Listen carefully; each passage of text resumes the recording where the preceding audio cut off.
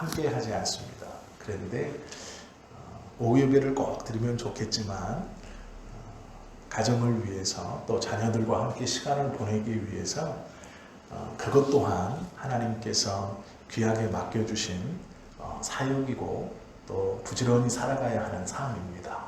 그래서 의무적으로 어쩔 수 없다가 아니라 기쁨으로 하나님 앞에 이렇게 드리는 것이 아니라면 굳이 예배 자리에 앉아있지 않으셔도 됩니다.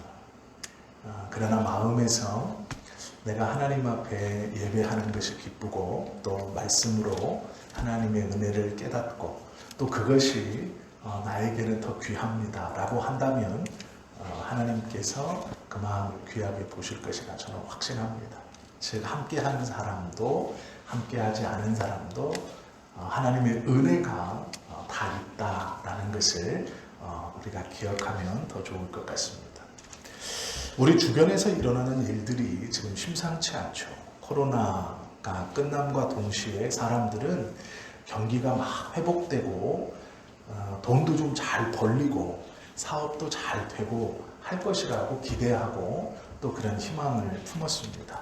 그런데 지금 주변에서 들리는 얘기들은 결코 쉬운 얘기가 아니죠. 다 어려워졌고 다 힘들어졌고 회복되기가 더딜 것이다 이렇게 생각하고 있습니다. 설상가상 물가는 지금 가파르게 오르고 있죠.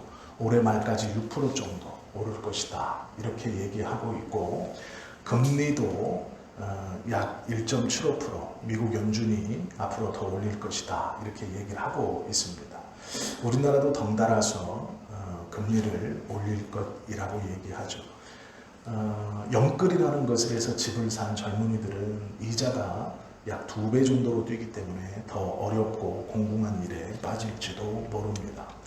공공요금이 오르고 있습니다. 가솔린보다 이제 디젤 가격이 더 비싸져서 화물차를 운행하시면서 먹고 사시는 분들이 더 어렵게 되었습니다. 가솔린은 이 자가 개념이 많지만 디젤은 화물에 넣는 값비싼 좀 저렴한 그러한 연료였습니다. 그런데 이제 상황이 역전됐죠. 그래서 물류의 유통도 원활하지 않습니다. 주가는 계속 떨어지고 있고 코스피 나스닥 지수 다 떨어지고 있습니다. 쉬운 말로 돈이 시중에 돌지 않습니다. 그럼 이렇게 어렵기만 하느냐? 그렇지도 않습니다. 고가 제품 중에 하나인 자동차는 지금 신청하면 받을 수 있는 개월이 1년 6개월, 길게는 짧게는 6개월입니다. 자동차를 신차를 사는 수요는 여전히 늘어나고 있습니다. 요즘에 유행하는 말 중에 보복 회식이라는 말이 있습니다. 코로나로 그동안 모이지 못했던 직장인들이 계속해서 회식을 한다는 것이죠. 보복하듯이. 보복 여행이라는 말도 나오고 있습니다. 해외로 나가지 못했던 사람들이 코로나가 끝남과 동시에 해외로 막 빠져나간다는 것입니다. 보복 쇼핑, 보복 여행, 보복 회식.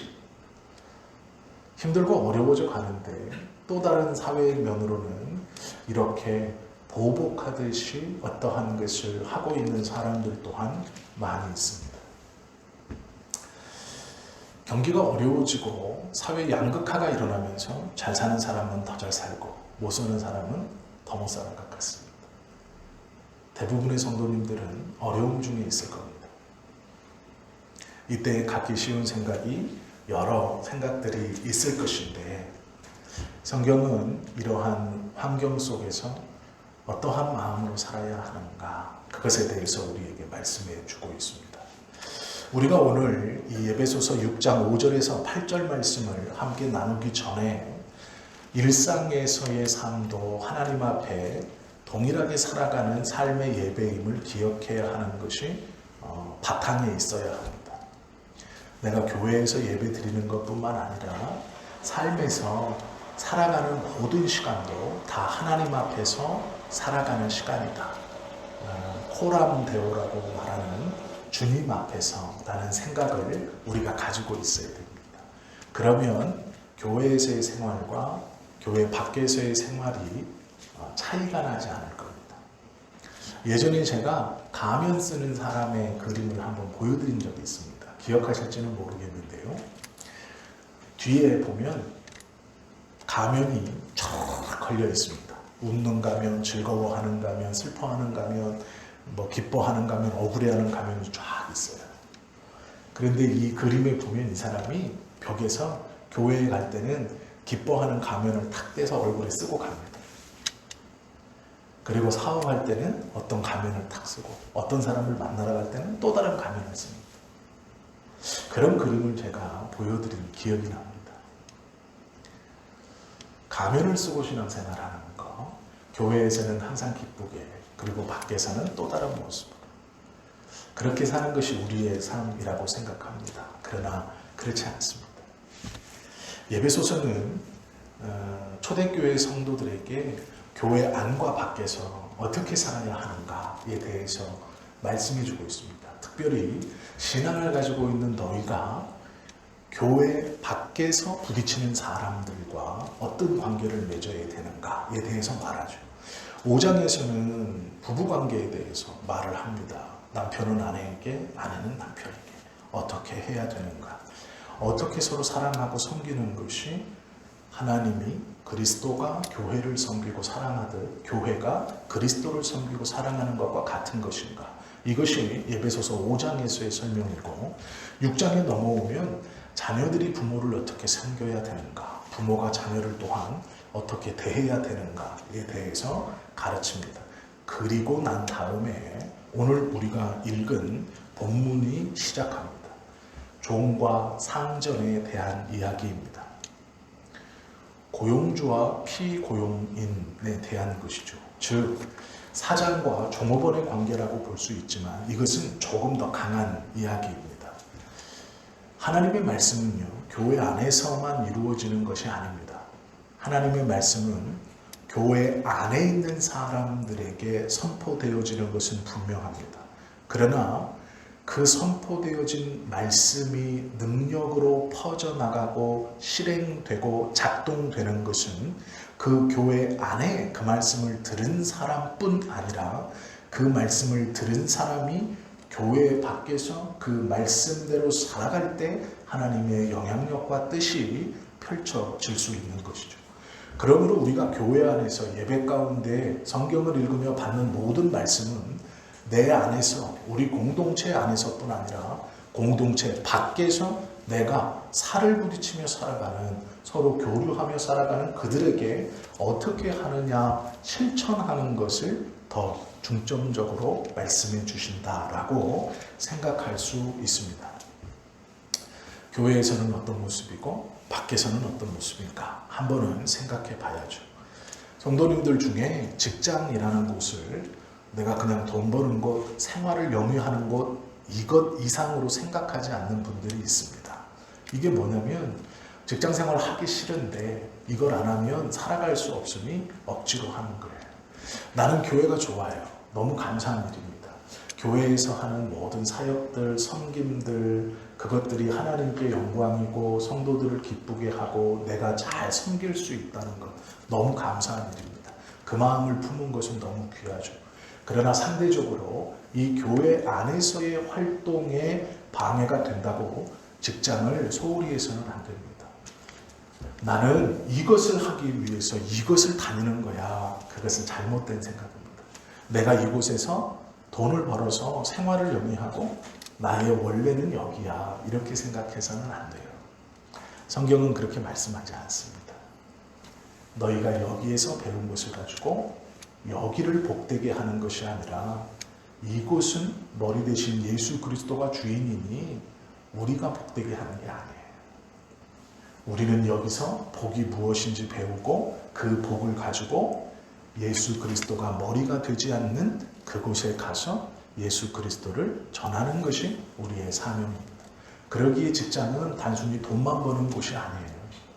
여기에서 열심히 하는 만큼 이쪽에서도 열심히 해야 되는 것이죠. 그것이 성경의 가르침입니다. 제가 청년 집회에 가면 이 이야기를 자주 해요. 너희 중에 은혜 받은 청년들이 분명히 있을 거다. 손들고 선교사 되겠습니다. 하나님 나를 주의 종으로 써주십시오. 다음 목사 되면 누가 선도하느냐. 자, 그렇게 말하거든요. 그러면서 예를 드는 게 뭐냐면 영국에서 법적으로 탕탕탕 해서 결론낸 노예제도 폐지 이야기를 해줍니다. 노예제도 폐지라는 게 역사적으로 얼마나 큰 일이냐면요. 사람과 사람을 다르게 봤던 거예요. 너와 나는 같지 않다 정도가 아니라 너는 사람이 아니다 했어요. 노예는 사람이 아니다. 자유인, 즉 주인들은 노예들에게 임금을 주지 않아도 됐습니다. 그들이 살아갈 수 있는 집과 먹을 것을 공급해 줬어요. 그런데 그 먹을 것을 경작하는 것도 노예들이었습니다. 그리고 그 집을 보수하고 지키는 것도 노예들이었어요.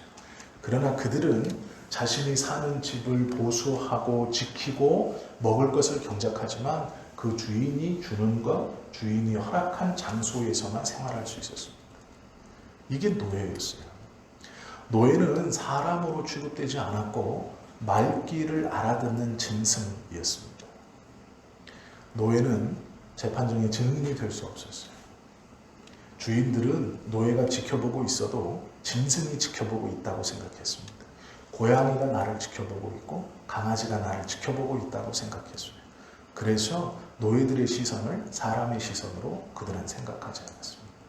노예제도 폐지라는 것은 단순히 노동력을 공급하는 이 사람들의 신분을 올려준다가 아니라 강아지가 사람이 되는 거예요. 고양이가 사람이 되는 거예요. 이만큼 놀라운 일이었습니다. 없는 것, 동물 취급, 고양이가 나를 바라볼 때 꺼림이 없이 행동하던 내가 이제 사람이 나를 바라본다라고 생각한 겁니다. 이게 노예제도의 폐지예요. 놀라운 일입니다. 존 폴록이라는 전기작가가 있습니다. 영국이 이루어낸 가장 도덕적인 일, 이것이 노예제도 폐지다. 이렇게 말했어요. 윌리엄 월포포트라는 신학자가 있습니다. 이 사람이 뭐라 그랬냐면 영국이 하나님의 나라라는 것을 보여주는 대표적인 일, 노예제도 폐지.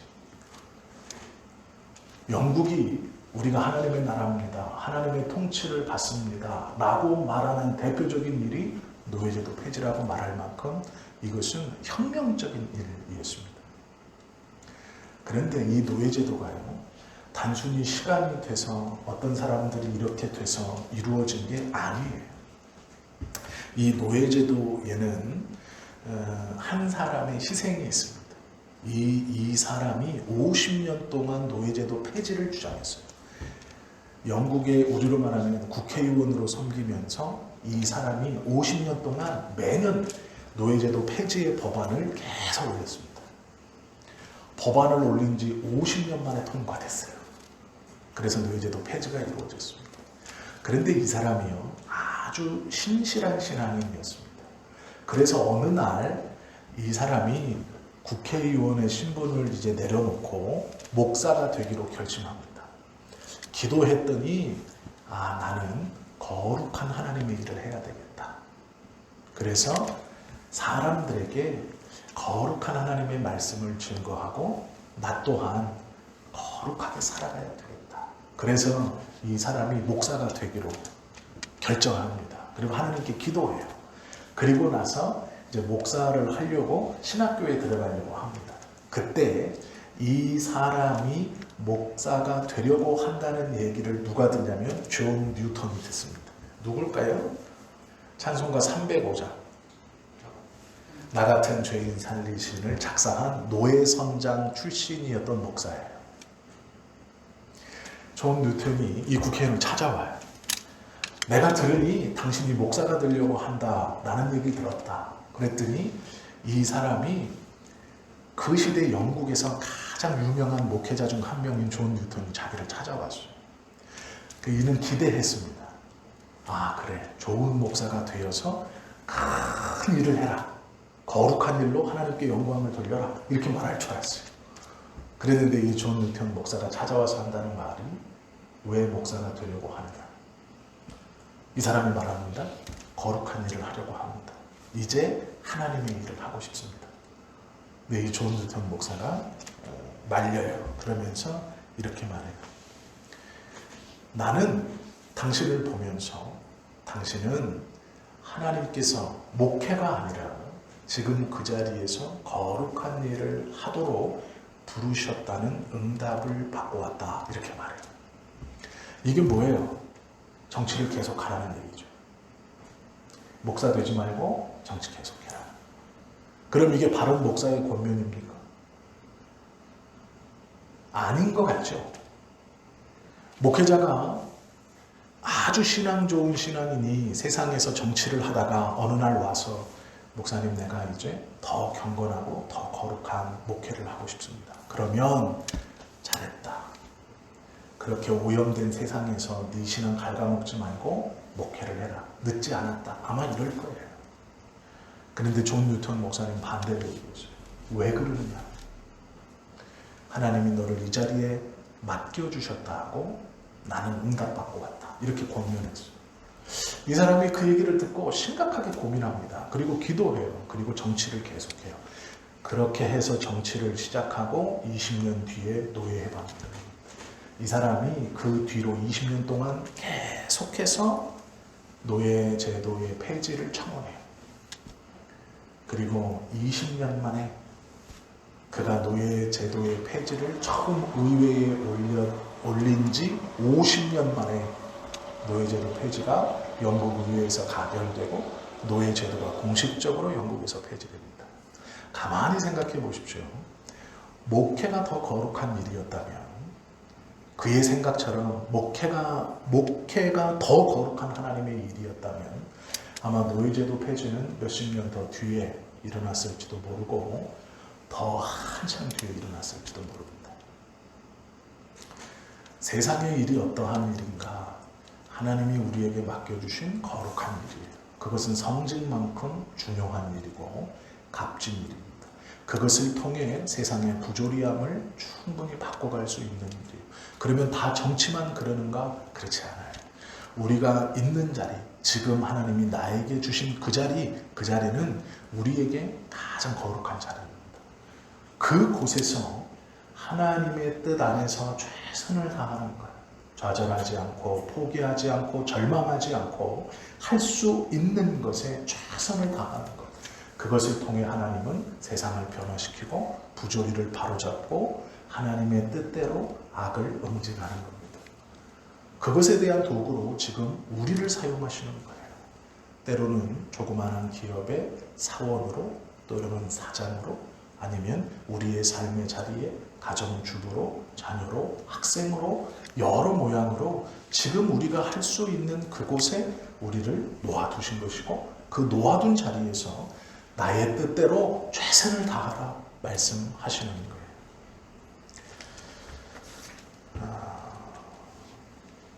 어떻게 사는 것이냐? 성경은요, 모든 일을 죽게 하듯 하라 그래요. 이것만큼 또 어려운 말이 없습니다. 죽게 하듯 하는 게 뭐냐? 우리가 주님께 하는 일이 뭐가 있습니까? 우리가 주님께 하는 일이 뭐가 있어요? 생각 한번 해보십시오. 내가 주님께 하는 일이 뭐가 있을까? 물론 여러 가지가 있죠. 그러나 정확히 알 수 있는 것, 내가 주님께 하는 일이 뭘까? 예배입니다. 우리가 주님께 하는 공식적인 일은 예배예요. 이해하셨죠? 그러면 모든 일을 주께 하듯 하라라는 말씀을 모든 일을 예배하듯 하라라는 말씀이에요. 모든 일을 주께 하듯 하라. 이것은 네 마음에 그냥 마음에 들고 선하고 옳은 대로 행동하라 아니에요. 주께 하듯 하라. 우리가 주님께 하는 건 예배입니다. 이건 공식적인 거예요. 모든 일을 주께 하듯 하라라는 말씀은 모든 일을 예배하듯 하라. 우리가 예배할 때 어떻게 하는데? 정성을 다하고 조심스럽게 하고 그 순서마다 하나님을 기억하고 최선을 다해서 경건하게 하려고 노력하죠. 그리고 그 하는 것뿐만 아니라 그 일을 통해서 하나님의 은혜 받기를 사모하는 마음으로 하죠. 찬송하면서도 아무 생각 없이 부르지 않아요. 하나님 이 찬송 받으시고 은혜 주십시오. 우리가 기도를 하면서도 하나님 이 기도를 받으시고 은혜를 주십시오. 말씀을 들으면서도 하나님 내가 가만히 가만히 앉아 말씀을 듣습니다. 왜 궁금한 게 없어요? 손 들고 왜 질문하고 싶지 않겠어요? 그런데 질문도 안 하잖아요. 하나님의 말씀입니다 하면 듣잖아요. 그냥 이해 안 돼도 들으려고 하잖아요. 이것이 하나님의 뜻입니다 하면 아멘 하지 않습니까? 그게 예배예요. 그럼 왜 그렇게 하는데요? 하면서 하나님의 은혜를 구하는 거죠. 모든 일을 예배하듯 하라라는 뜻은 그런 말씀입니다. 네가 일하는 그곳에서 그 일을 통해 하나님의 은혜를 구하라. 예배하듯 하라. 조심스럽게 하고 경건하게 하고 최선을 다해서 해라 라는 것. 그게 어떠한 것이죠? 학생의 자리면 학생의 자리에서, 고용인이면 고용인의 자리에서, 고용주면 고용주의 자리에서 하나님께 예배하듯 하라. 그 일을 통해 하나님의 은혜를 구하는 마음으로 하라. 그렇다면 어떻게 게으름 필 수 있겠어요? 그것이 모든 일을 주께 하듯 하라라는 것이죠. 그러면서 예를 하나 들어줘요. 에베소서 6장 5절 7절입니다. 종들아 두려워하고 떨며 성실한 마음으로 육체의 상전에게 순종하라. 우리가 예배 드릴 때 두려워하고 떨며 성실한 마음으로 하지요. 그것을 육체의 상전에게 해라라는 거예요. 그리스도께 하듯 하라. 눈가림만 하여 사람을 기쁘시게 하는 자처럼 하지 말고 그리스도의 종들처럼 마음으로 하나님의 뜻을 행하고 기쁜 마음으로 섬기기를 주께 하듯 하고 사람들에게 하듯 하지 말라. 즉 겉모양으로 할 것이 아니다. 너희가 예배하면서 온 마음을 다하여 예배하는 것처럼 그렇게 해야 된다. 그럼요. 우리 하나님께 그렇게 귀하고 최선을 다해서 예배하면 하나님은 분명히 은혜를 주세요. 그럼 세상 왕들도 나의 고용주들도 그렇게 하나요? 내가 최선을 다해서 그를 섬기고 최선을 다해서 이 일을 감당하면 하나님처럼 그에 합당한 보수와 혜택이나 그것을 인정을 세상의 주인들은, 사장님들은 그걸 주나요? 안 줘요. 그러니까 와서 얘기하는 거예요. 목사님, 나는요 최선을 다했고 나는 열심히 했고 정말 마음을 다해서 정말 열심히 일했어요. 그런데 어느 날 갑자기 나오지 말아요. 나는 하나님 앞에서 부끄럽지 않게 최선을 다해서 일했어요. 그런데 어느 날 갑자기 잘라버려요. 아무도 인정해 주지 않아요. 목사님, 말씀 충분히 이해해요. 그런데 나가서 그렇게 해보세요. 그런 일이 벌어지지 않더라고요. 정말 죄송한 말씀이지만 맞아요. 맞습니다. 그게 세상이에요. 하나님의 말씀과 현실이 그런 차이가 나나요? 아니에요. 아닙니다. 8절 말씀 보세요. 이는 각 사람이 무슨 선을 행하든지 종이나 자유인이나 주께로부터 그대로 받을 줄을 알미라. 우리가 모든 일을 주께 하듯 해야 하는 이유는 예배 때 하나님, 내가 기도하면서 찬송하면서 이 순서 하나하나를 마음을 다하고 정성스럽게 참여해서 하나님의 영광을 노래하면서 주님의 은혜를 구합니다라는 그 마음으로 너에게 맡겨준 그 자리에서 최선을 다하면 그 보상을요 주인이 주는 게 아니고 하나님이 주신대요. 너를 잘라낸 그 주인이 너 보상하는 거 아니다. 너는 최선을 다했지만 네 고용주는 그걸 몰라주고 오해하고 오히려 더 바보처럼 여겨서 일을 미루고 너의 주변의 사람들이 너를 바보로 아니라는 거예요. 그들이 보상하는 게 아니다. 누가 보상해 주신대요? 하나님이 주실 줄 알아라. 내가 예배에서 그렇게 하나님께 은혜를 구하듯 맡겨진 자리에서 그렇게 살아가면 그 보상을 주께 하듯 한 것이기 때문에 세상이 주는 게 아니고 하나님이 주신대요. 그것을 믿는 사람은 모든 일을 주께 하듯 할 수 있는 거예요. 이것이 성경의 가르침입니다. 어떻게 살아야 하는가? 그렇게 살아라 라고 말해요. 성경에서 요셉이라는 사람을 우리는 알죠. 요셉은 어린 시절 팔려갔어요. 노예상인에게 끌려가서 그가 첫 번째 간 곳이 보디발 집의 종이었습니다. 거기서 그가 최선을 다했어요. 그래서 그 집을 책임지는 총무가 됩니다. 안주인과의 트러블로 인해서 감옥에 가요. 그런데 그 감옥에서도 최선을 다해서 간수장이 그에게 모든 걸 맡기고 돌아보지 않아요. 가는 곳마다 최선을 다합니다. 내가 여기서 열심히 했는데 노예에서 해방된 게 아니라 감옥 갔네. 세상은 그렇지 않더라고요. 내가 최선을 다했지만 상황은 더 안 좋아지고 사람들은 나를 바보로 보고 나에게 뒤집어 씌우고 나를 잘라내고 그렇더라고요. 맞아요. 요셉은 감옥에 갔어요. 더 안 좋아졌죠. 그런데 그곳에서도 최선을 다합니다. 그리고 하나님이 그를 높여요. 아직 우리는 그 중간에 있는 삶을 살아가고 있는 겁니다. 포기하지 마시고 최선을 다하십시오. 창세기 39장에 나와 있는 요셉의 이야기에서 우리가 어떻게 살아야 하는가 성경은 우리에게 보여주고 있죠. 예배소서의 말씀대로 그의 선한 삶의 보상을 하나님이 하셨다라는 거예요. 세상이 준 것이 아니고 하나님이 하셨다라는 것이죠. 9절에 보시면 주인들한테 얘기해요. 상전들아 너희도 그들에게 이와 같이 하고 고용된 사람들만 주님께 예배하듯 그 상전을 섬기고 그 일을 그렇게 하라는 게 아니에요. 주인된 자들도 똑같이 해라. 그리고 하나를 더 붙여요. 위협을 그치라 이렇게 말해요. 위협이라는 말은요 협박입니다.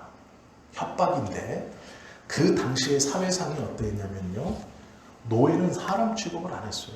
어느 정도 일이었냐면 아우구스투스 황제가요 원정을 나갔다가 돌아오는 길에 이 산속에서 새소리가 이렇게 막 너무 이쁘게 들립니다. 그래가지고 그 새를 잡아오라 그래요. 잡고 봤더니 메추라기가 잡혔어요. 메추라기가 보신 분들이 계시겠지만 안 이뻐요. 메추라기가 색깔이 화려한 새도 아닙니다. 근데 아우구스투스 황제가 이렇게 행차하는데 메추라기 소리가 들린 거예요. 그러니까 꽂혔어. 아 너무 이쁘다. 소리가 이쁘구나. 근데 그걸 잡아와라. 잡아왔어요. 오고 보니까 메추라기예요. 그래서 세장 안에 가뒀습니다. 그리고 이제 자기 그 마차 이 밖에다 달고 가는 거예요. 이렇게 마차 흔들리면 이렇게 되니까 메추라기가 스트레스를 받았겠죠. 그리고 이제 왕궁에 도착해서 자랑하려고 이제 갖고 와라 그랬는데 죽었어요. 이게 왜냐하면 자연에서 놀던 거를 요 세 장에 가둬가지고 그 마차 끝에다 달아가지고 대롱대롱 이거를 오니 이게 어떻게 살아나겠어요. 스트레스로 죽었습니다. 그런데 이렇게 갖고 왔는데 메추라기가 이렇게 엎어져 있잖아요. 아우구스티누스가 화가 나가지고 그걸 가지고 온 사람을 죽여버려요. 그 자리에서. 나의 메추라기를 죽이다니 휙 하고 죽여버려. 이게 노예예요. 자기 메추라기 죽였다고 사람을 죽이는 거예요. 우리 생각엔 사람이지만 메추라기와 그는 똑같은 거예요. 이게 노예들의 그 당시의 삶이었습니다. 위협이라는 말은 뭘까요? 협박인데 그 말은 죽이는 거는 당연히 해야 되지 말고 채찍질도 너무 일상적인 일이었습니다. 그런데 뭐라고까지 말하냐면 위협, 말로 하는 협박, 즉 생명을 죽이거나 채찍질하는 것뿐만 아니라 말로 위협하는 것도 하지 마라 이렇게 말하는 것이죠. 네가 그리스도의 사람이냐? 그러면 너의 직원들, 지금으로 말하면 직원이지만 그때 당시에 노예들에 대해서 직접적으로 죽이는 것 물론이다. 채찍질로 때리는 것 물론이다. 그것뿐만 아니라 말로 위협하지도 마라. 이렇게 말하는 거예요. 말의 위협도 그쳐라. 그것이 예수 믿는 상전이 해야 되는 일이다. 이렇게 권고하시는 거죠. 왜 그러느냐? 이는 그들과 너희의 상전이 하늘에 계시고 그에게는 사람을 외모로 취하는 일이 없는 줄 너희가 알미라. 네가 주인이라고 생각하느냐? 네가 주인이라고 생각해서 네 밑에 있는 그 노예를 함부로 죽이고 함부로 때리고 그렇지 않아도 말로 위협하느냐? 너와 그와 너의 주인은 하늘에 계시다. 너는 주인이 아니라는 거예요. 네가 그렇게 생각하면 너의 주인이 하늘에 있고 너도 똑같은 노예라는 거예요. 너도 똑같은 노예이다. 너의 주인은 하늘에 있다 라고 말씀하시는 거예요. 하나님이 주인이시니 노예끼리 죽이고 때리고 말로 협박하지 마라. 네가 뭐가 잘났냐? 라는 거예요. 하나님이 보시기에 똑같다라는 거예요. 그러면 너희가 그렇게 낮고 천하냐? 그렇지 않아요. 상전된 자들아, 너희의 종들에게 위협하지 마라. 말로라도 협박하면 안 된다. 그들이 너를 그리스도께 예배하듯 최선을 다해서 섬기듯 너도 그들을 그렇게 섬겨야 한다 라고 말씀하시는 거예요. 그것이 예수님을 믿는 사람들이 살아가야 하는 삶의 모습입니다. 우리가 이 말씀을 이제 들어요. 그러면 자꾸 현실하고 대비합니다. 그런데 내가 처한 상황은 그렇지 않습니다. 제가 모르는 것 아니에요. 그러나 하나님께서 주신다라는 이것을 믿는 사람과 그렇지 않은 사람은 분명 삶의 차이가 있을 겁니다. 사람을 대하는 데 있어서 차이가 날 것이고 맡겨진 일을 수행하는 데 있어서 차이가 날 것이고 내가 있는 그 자리에서 그것을 지키는 데 있어서 분명 차이가 날 겁니다. 말씀으로 서로를 정죄하지 않을 거예요. 내가 주인 됐다고, 내가 너보다 높다고, 내가 너보다 더 많이 배웠다고, 더 많이 가졌다고 사람을 계층으로 나누는 일은 없을 겁니다. 우리의 주인이 하늘에 계시고 그 하늘에 계신 주인이 우리에게 명령한 거예요. 모든 일을 나에게 하는 것처럼 해라. 너희가 나에게 예배하는 것처럼 그 예배하는 그 마음으로 해라. 그러면 내가 너희에게 상을 줄 것이다 라고 말씀하시는 것이죠. 우리의 삶이 누구 앞에 있는가를 분명히 알면 분명히 우리의 삶의 모습과 언어들, 행동들, 표정들이 달라질 것입니다. 그리고 그 다르게 사는 그 삶을 하나님이 보시고 갚아주신다라고 말씀합니다. 우리는 지금 그 경계선에 있어요. 내가 최선을 다해도 그 귀한 마음을 품고 섬겨도 반응이 없어요. 오히려 나를 더 나쁘게 해요. 아니요.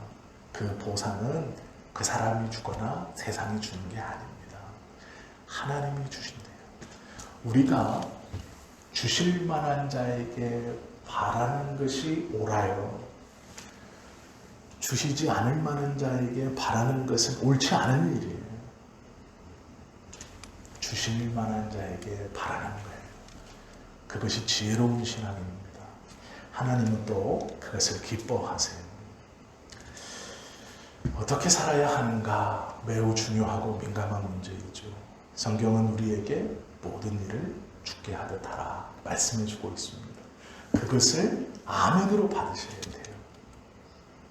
모든 것을 하나님께 예배하듯이 교회에서나 교회 밖에서나 그리고 그거에 대한 보상을 세상이 아니라 하나님이 주신다라는 믿음이 있을 때 우리는 그 하나님께 하듯 모든 일을 그렇게 할 수 있는 거예요.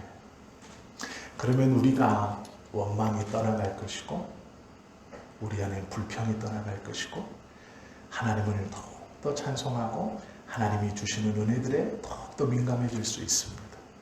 그리고 그 신앙의 고백으로 우리의 가정과 자녀들, 사업들, 하나님이 맡겨주신 일터에서 하나님이 기뻐하시는 일들을 해나갈 수 있고 하나님이 그것에 합당한 보상을 주신대요.